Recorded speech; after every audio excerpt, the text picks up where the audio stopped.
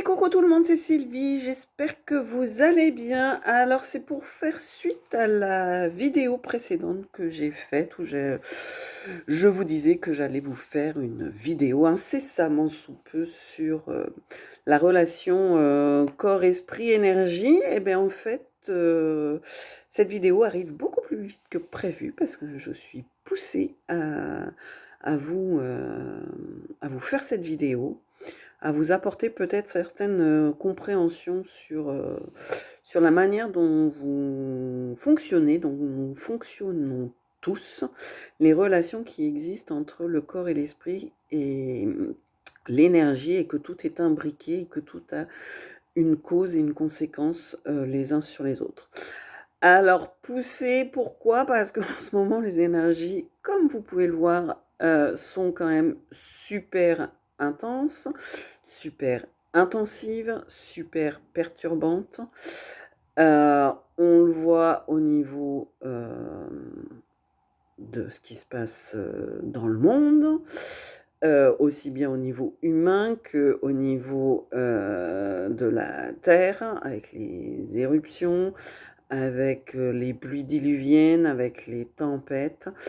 Tout est en grand mouvement. Il y a énormément de tempêtes solaires à l'heure actuelle qui ont de toute manière un impact sur la Terre au niveau énergétique et donc sur nous, car il faut juste se rappeler qu'on est quand même à ce niveau-là juste des petits microbes.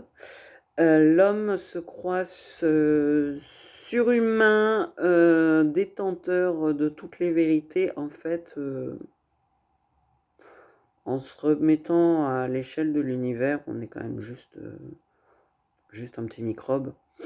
Et donc, bah ouais, tout ce qui se passe au niveau énergétique, au niveau planétaire, au niveau du cosmos, a forcément un impact sur nous, car au final, nous sommes juste des êtres cellulaires, remplis de cellules, qui font que nous existons. Et ces cellules sont, si on se réfère à la physique quantique, sont remplies à plus de 90% de vide, ce vide étant de l'énergie et de l'information. Donc en fait, nous sommes des êtres qui sommes beaucoup plus forts que nous ne le pensons au niveau énergétique. L'énergie, effectivement, est impalpable, ne se voit pas, donc fait peur à énormément de gens, en particulier dans notre société, en Occident. Mais ça, il faut revenir sur l'histoire des religions, et c'est un autre débat, c'est un autre sujet, qui a totalement occulté cette partie énergétique des êtres que nous sommes, alors que du côté Orient, en Inde, en Chine, dans tous les pays, à Bali, dans tous les pays orientaux, l'énergie, le système énergétique est inclus dans la vie, est inclus aussi en perception de l'être humain. Voilà, mais bon, ça c'est un autre débat, comme je vous dis. Donc en ce moment, les énergies sont très très fortes extérieures, donc bousculent énormément à l'intérieur. Et de plus, là, nous venons de vivre un portail, le portail du 11-11, comme tous les mois. Et nous venons également, donc ce portail a été juste suivi en direct de la nouvelle lune, le 13. Donc forcément, beaucoup de bouleversements. Il y a énormément de remontées karmiques en ce moment, de libération de karma. On arrive sur une fin de cycle pour énormément de gens. Voilà, pour que ça sorte. que je sorte aussi pour certaines personnes en ce moment qui ont du mal, mais c'est pas grave, je suis là pour ça. Et donc, c'est comment? Ces libérations entraînent des désagréments, voire des très très gros désagréments, des maladies au niveau corporel. En fait, tout trauma que vous avez pu vivre dans votre vie présente en tant que fœtus pendant la grossesse de votre mère, toutes les émotions, les traumas ressentis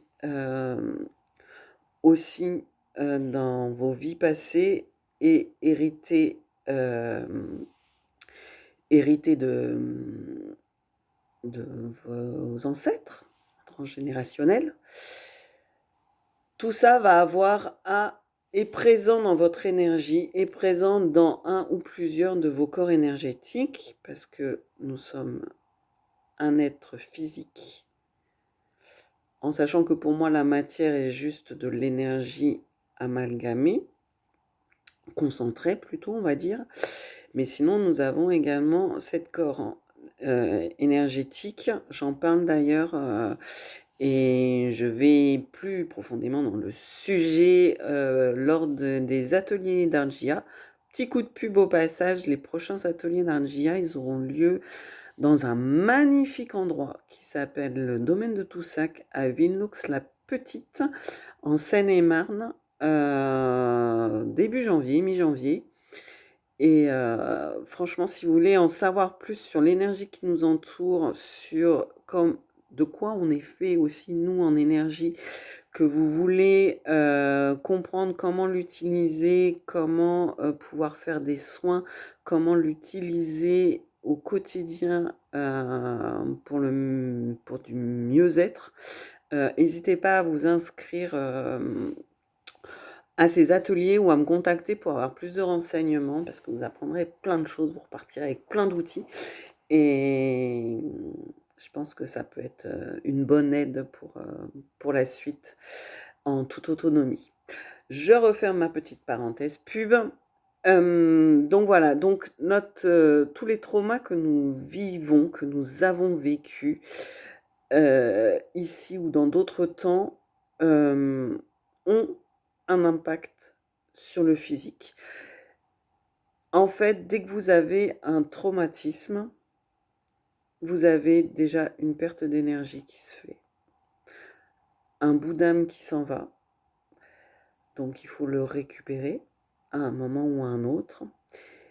Et cette perte a un impact au niveau d'un ou de plusieurs de vos corps énergétiques, ce qui crée ensuite un impact au niveau de votre corps physique.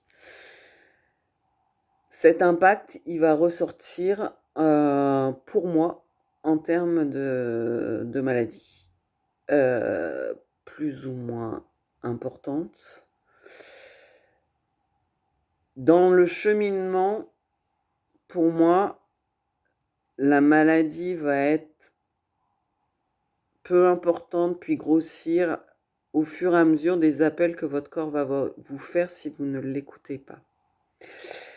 Et donc, il est très intéressant, effectivement, d'aller sur l'allopathie, parce que je ne vous dis absolument pas qu'il faut retirer la médecine avec laquelle on vit à l'heure actuelle dans notre société. Non, cette médecine-là est là pour soigner les symptômes. Après, je reste persuadée, ayant travaillé sur moi par le biais du corps, de l'esprit et de l'énergétique, que le travail uniquement sur le corps, comme peut faire l'allopathie, n'est absolument pas suffisant pour se libérer totalement d'une maladie qui nous empoisonne. Je pense qu'il y a besoin d'associer les différents plans. Et pour moi, l'allopathie va aller soulager les symptômes. Mais à partir du moment où on ne va pas voir la source de, de ce mal-être corporel, vous allez soulager les symptômes, vous allez retirer les symptômes aussi, jusqu'au moment où il y aura un nouvel impact qui fera que cette maladie-là va revenir. En général, un peu plus, voire un peu plus, et un peu plus, et un peu plus, jusqu'à arriver à des maladies graves, parce qu'on n'aura pas écouté ce que cette maladie veut nous dire. Il y a différents ouvrages qui ont été écrits sur les maladies. Il y a Jacques Martel qui a écrit, il y a Michel Boulboul qui a écrit. Sur Internet, vous pouvez voir aussi le site d'Estelle Devs. Ou, ou tapez symbolique des maladies ou symbolique des corps, vous aurez les informations qui peuvent vous intéresser au niveau de maladies que vous rencontrez. Mais pour moi, il est indispensable d'aller voir l'origine, d'aller trouver l'origine de ce mal. Donc toutes les infos que je vous donne là, les différents bouquins, les différents sites que vous pouvez aller voir, ça va vous donner des pistes d'orientation pour aller voir le pourquoi du comment, d'aller essayer de débusquer la source des maladies. Moi, je me suis intéressée à tout ça parce que après une carrière dans des entreprises privées, etc., à un moment, le burn-out, enfin la dépression d'épuisement m'a mené à tout changer radicalement. Et je suis partie dans le soin en commençant par le massage et la réflexologie plantaire. Et au fur et à mesure, je me suis intéressée de plus en plus à l'énergétique, à l'énergie, à comment elle fonctionne. Donc j'ai fait une formation en médecine traditionnelle chinoise. Et pour arriver aujourd'hui à ne faire plus que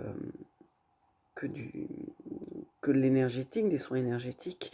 Mais voilà, le corps, je le connais par cœur. Les troubles du corps, je les connais par cœur, si on peut dire ça, hein, je ne vais pas non plus, mais je les connais très bien par mon ancien métier de masseuse bien-être et de réflexologue.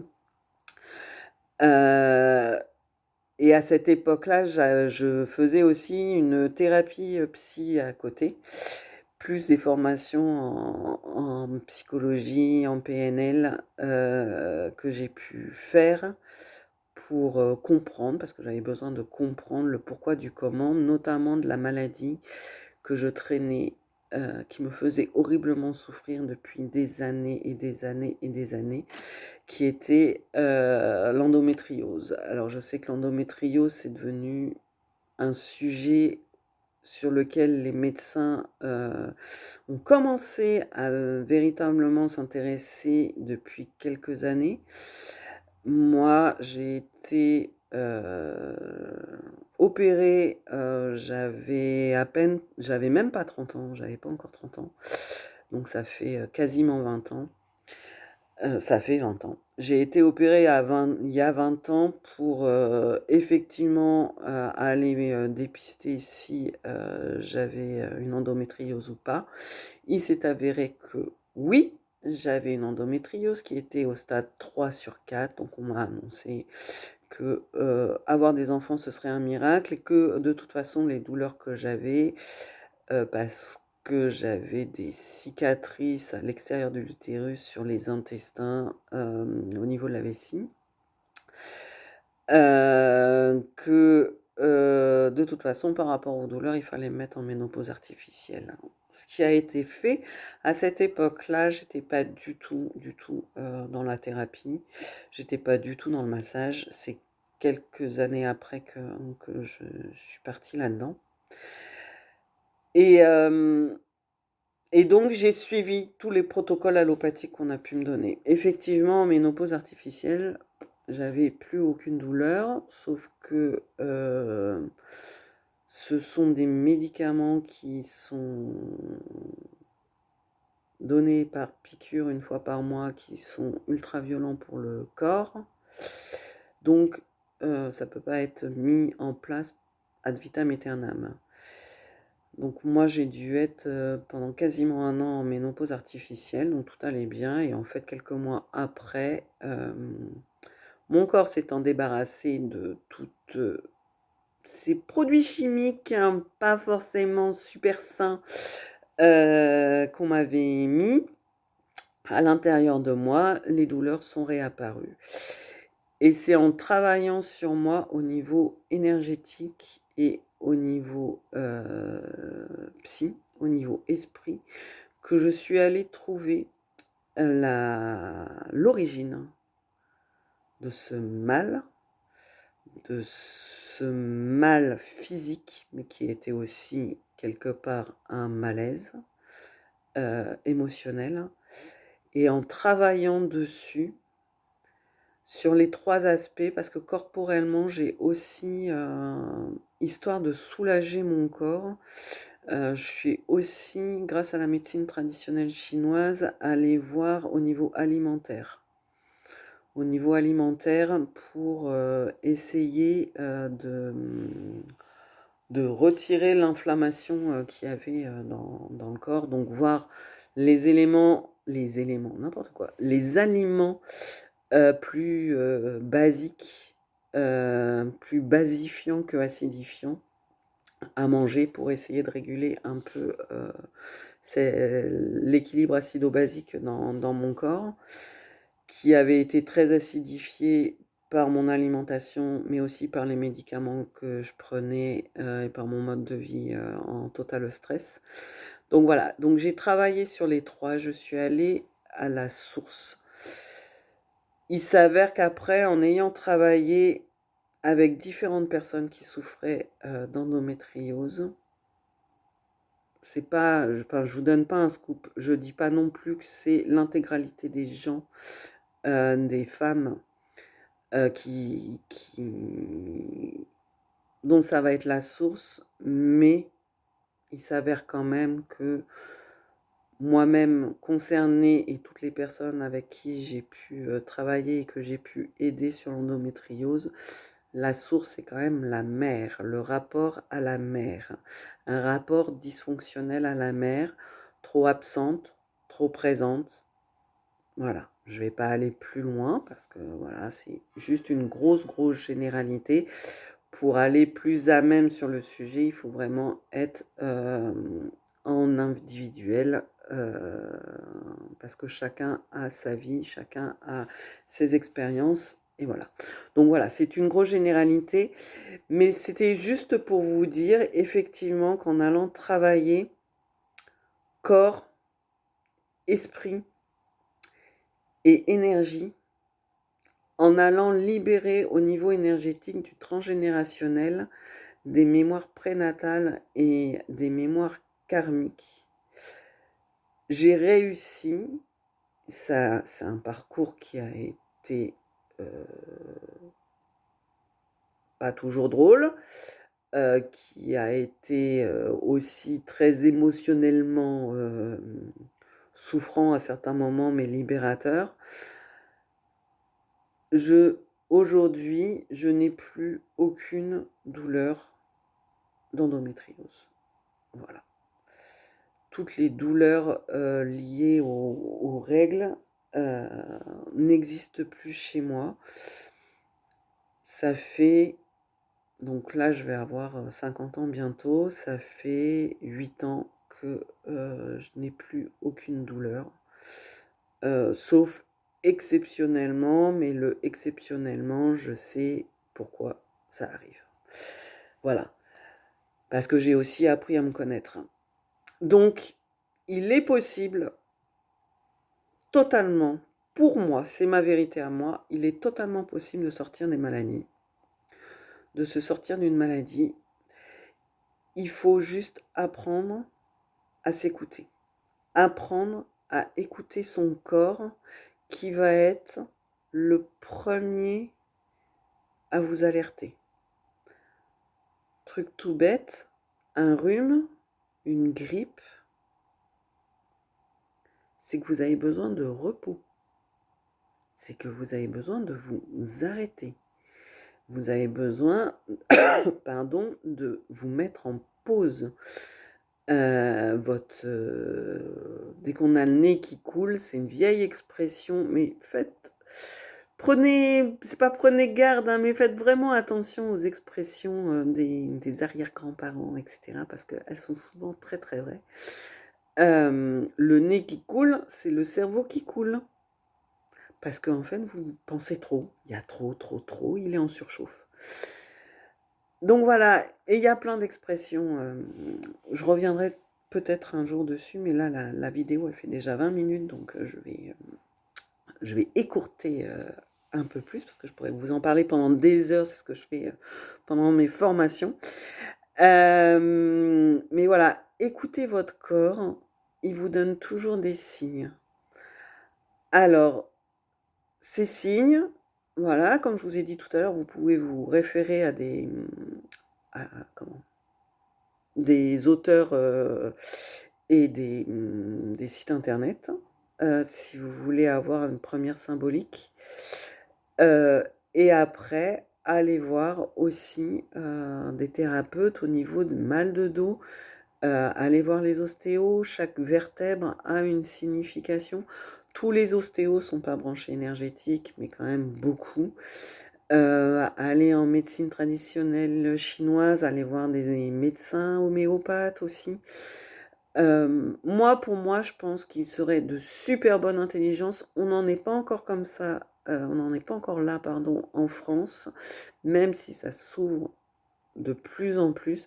Mais il serait top que tout le monde travaille en symbiose. La médecine allopathique, la médecine énergétique, les thérapies qu'on appelle holistiques. Que tout le monde travaille en bonne intelligence les uns avec les autres pour faire au mieux pour les gens qui vont mal, qui ont besoin d'aide. Et c'est peut-être utopiste, mais ouais, dans ma vie, j'ai des rêves. Et ce rêve-là de pouvoir travailler la main dans la main entre tous les thérapeutes qui existent, diplômés d'État ou non, ça serait juste top. On n'en est pas là, mais les énergies poussent pour nettoyer, poussent pour libérer, poussent pour se rassembler aussi à certains endroits. Donc peut-être y arriverons-nous incessamment sous peu, dans quelques années. Ça existe ailleurs, alors pourquoi pas chez nous? En tout cas, si vous avez besoin de plus amples renseignements, n'hésitez surtout pas à me contacter, soit par un commentaire en dessous de la vidéo, en m'appelant, en m'envoyant un mail. N'hésitez pas, je suis aussi là pour vous conseiller et vous accompagner. Je vous souhaite une très belle fin de journée. Prenez bien soin de vous. Au nom d'Anjia, au nom de la lumière, au nom de votre propre lumière. À très bientôt. Au revoir.